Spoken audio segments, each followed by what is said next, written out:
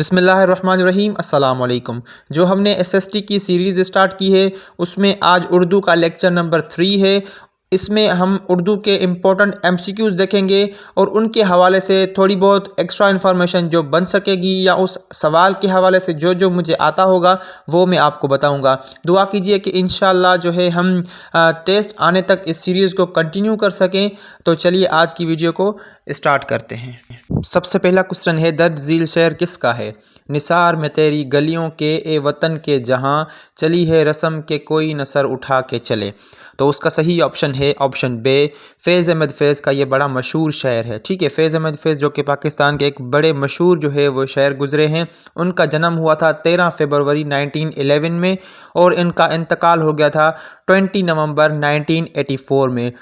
फैज़ अहमद फैज़ पहले Asian poet थे जिनको जो है लीनन प्राइज़ मिला था 1962 में। यह क्वेश्चन भी आ सकता है कि फैज़ अहमद फैज़ को लीनन प्राइज़ कब मिला था?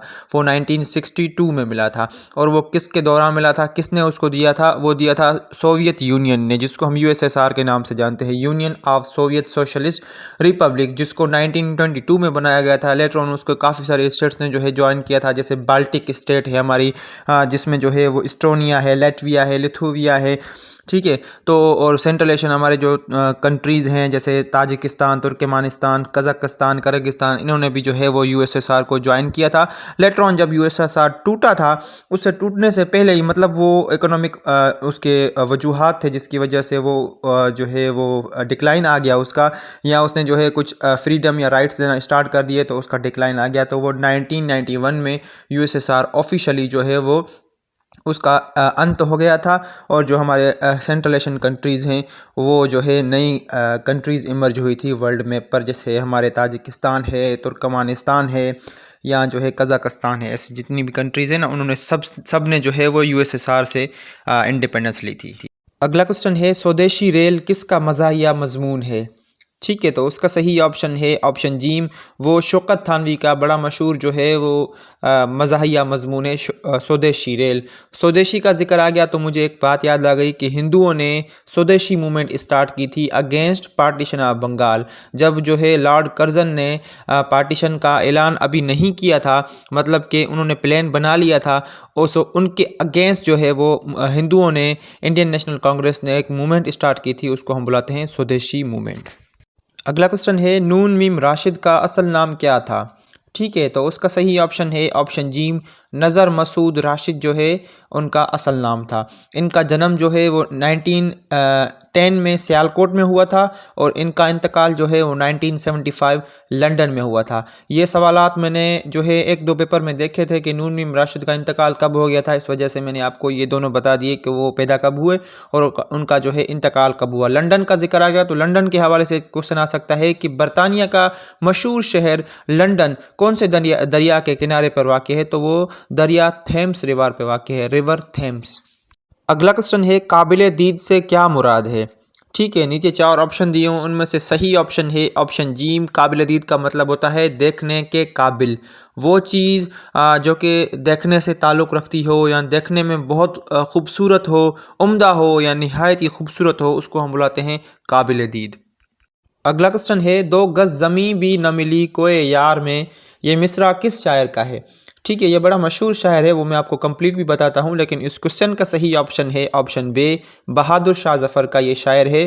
कितना है बदनसीब ज़फ़र दफन के लिए, दो गज़ ज़मीं भी न मिली कोई यार में। ठीक है, बहादुर शाह ज़फ़र के हवाले से कुछ क्वेश्चन आ सकते हैं कि उनका इंतकाल जो है वो कब हुआ? 7 नवंबर 1862 में उसका इंतकाल हो गया। जब उनको जो है 1857 जंग आज़ादी में शिकस्त हुई थी तो उनको अंग्रेज़ों ने रंगून के इलाके, रंगून जो कि एक बर्मा का इलाका है, वहाँ पर उनको कैद किया। फिर वहाँ पर जो है उन्होंने अपनी इख्तितामी जो है वो सांस ली थी। वहाँ पर वो इंतकाल जो है उनका इंतकाल हो गया था। बर्मा जिसका नया नाम है म्यांमार। ये भी क्वेश्चन आता है कि बहादुर शाह ज़फ़र पैदा कब हुए थे? तो वो 1775 में पैदा हुए थे। ठीक है, 75 में बोल रहा था क्योंकि सिंधी में उसको ऐसे बोलते हैं। 24 अक्टूबर 1775 जो है वो उसमें पैदा हुए। एक और क्वेश्चन मुग़ल डायनेस्टी से आ सकता है कि दीन इलाही किसने दिया था? तो दीन इलाही जलालुद्दीन अकबर ने दिया था 1582 में। एक और क्वेश्चन मैंने उर्दू के पोर्शन में देखा था, आई गेस मेरे ख्याल पंजाब का पेपर था कोई, उसमें लिखा हुआ था कि जो दीन इलाही दिया था अकबर ने, तो उसकी सरेआम मुखालिफत किसने की थी? तो वो शेख अहमद सरहंदी ने की थी। अगला क्वेश्चन है, रहमान बाबा किस ज़बान के शायर हैं? ठीक है, तो उसका सही ऑप्शन है ऑप्शन ए, ये पश्तो ज़बान के बड़े मशहूर जो है वो शायर हैं। अगला क्वेश्चन है, इंदलस में अजनबी और खाना बदोश किसकी तसानीफ़ है? ठीक है, तो उसका सही ऑप्शन है ऑप्शन अलिफ, ये मुस्तनसर हुसैन तारड़ की 2 तसानीफ़ है, इंदलस में अजनबी और खाना बदोश। अगला क्वेश्चन है, गालिब कहाँ पैदा हुए? ठीक है, तो उसका सही ऑप्शन है ऑप्शन अलिफ, ये पैदा हुए थे आगरा में। अब कहाँ कहाँ पर गालिब का असल नाम भी पूछ लेते हैं। तो गालिब का असल नाम था असदुल्ला खान गालिब और उनके वालिद का नाम था मिर्ज़ा अब्दुल्ला बेग। ठीक है, गालिब कब पैदा हुए? 1797 में पैदा हुए और उनका इंतकाल जो है 1869 में हुआ। 1797 का जिक्र आ गया तो थोड़ी सी एक्स्ट्रा इन्फॉर्मेशन आपको देता चलूँ, क्या पता आपसे उर्दू के पोर्शन में या पाकिस्तान अफेयर्स के पोर्शन में ये क्वेश्चन पूछा जाए कि 1799 में टीपू सुल्तान को किसने शिकस्त दी थी? तो टीपू सुल्तान को जो है कंबाइंड ब्रिटिश फोर्सेस ने जो है वो शिकस्त दी थी। टीपू सुल्तान, जिसको टाइगर ऑफ मैसूर भी हम बुलाते हैं, और उसका असल नाम क्या था? फतेह अली। कभी कभार पूछते हैं कि टीपू सुल्तान के वालिद का नाम क्या था? तो उनका नाम था हैदर अली। कभी कभार ये भी पूछते हैं कि कौन से जो है कमांडर ने, कौन से उनके साथी ने टीपू सुल्तान को धोखा दिया था? इमरान खान की तकारीर में आपने सुना होगा कि मीर सादिक मीर सादिक मीर सादिक, तो ये वही मीर सादिक है जिन्होंने जो है वो टीपू सुल्तान को बिट्रे किया था, उनको जो है वो धोखा दिया था जंग में, वो ब्रिटिश के साथ जो है मिल गया था, इस वजह से टीपू सुल्तान को शिकस्त हुई थी। कभी कभार ये भी पूछते हैं कि टीपू सुल्तान जो है वो कहाँ पर वो दफन है? तो वो सिरंगापटना में जो है वो दफन है।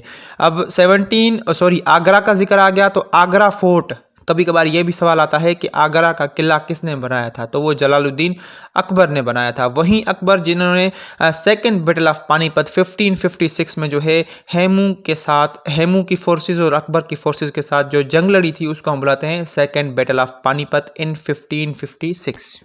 अगला क्वेश्चन है, दास्तान मुजाहिद किसकी तहरीर है? ठीक है, तो उसका सही ऑप्शन है ऑप्शन दाल, ये नसीम हिजाजी की तहरीर है।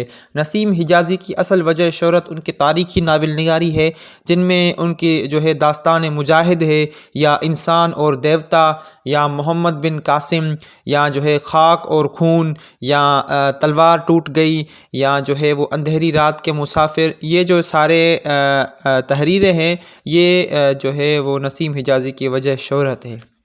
अगला क्वेश्चन है, अशकले छोड़ना मुहावरा है, उसका मफहूम क्या है? तो उसका सही ऑप्शन है ऑप्शन अलिफ, अनोखी या फितना फसाद वाली बातें करना। अगला क्वेश्चन है, जूतियाँ चटखाना मुहावरा है, उसका मफहूम क्या है?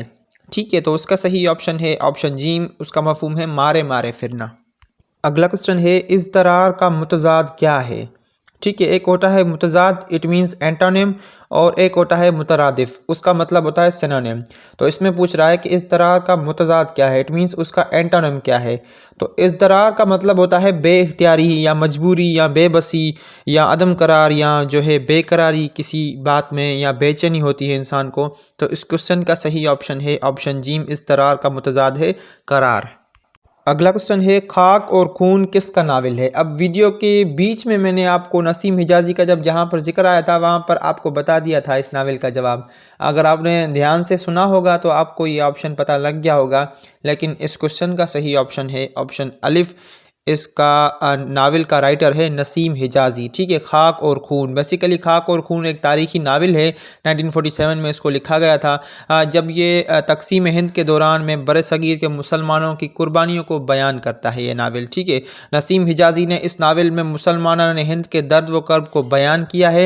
इस नावल में उन वाक़यात को हकीकी शक्ल दी गई है जो उस वक्त पंजाब के साथ या दीगर रियासतों में पेश आ रहे थे, जब पाकिस्तान और इंडिया का जो है बंटवारा हो रहा रहा था। ठीक है, तो ये थी आज की वीडियो। उम्मीद करता हूँ ये वीडियो आपको पसंद भी आएगी और डेफिनेटली आपको काम भी आएगी। अगर थोड़ी भी वीडियो पसंद आई हो तो वीडियो को लाइक कर दें, चैनल को सब्सक्राइब कर दें। मिलते हैं अगली वीडियो में, तब तक के लिए अपना बहुत सारा ख्याल रखिए, मुझे दुआओं में याद रखिए। अल्लाह हाफिज़।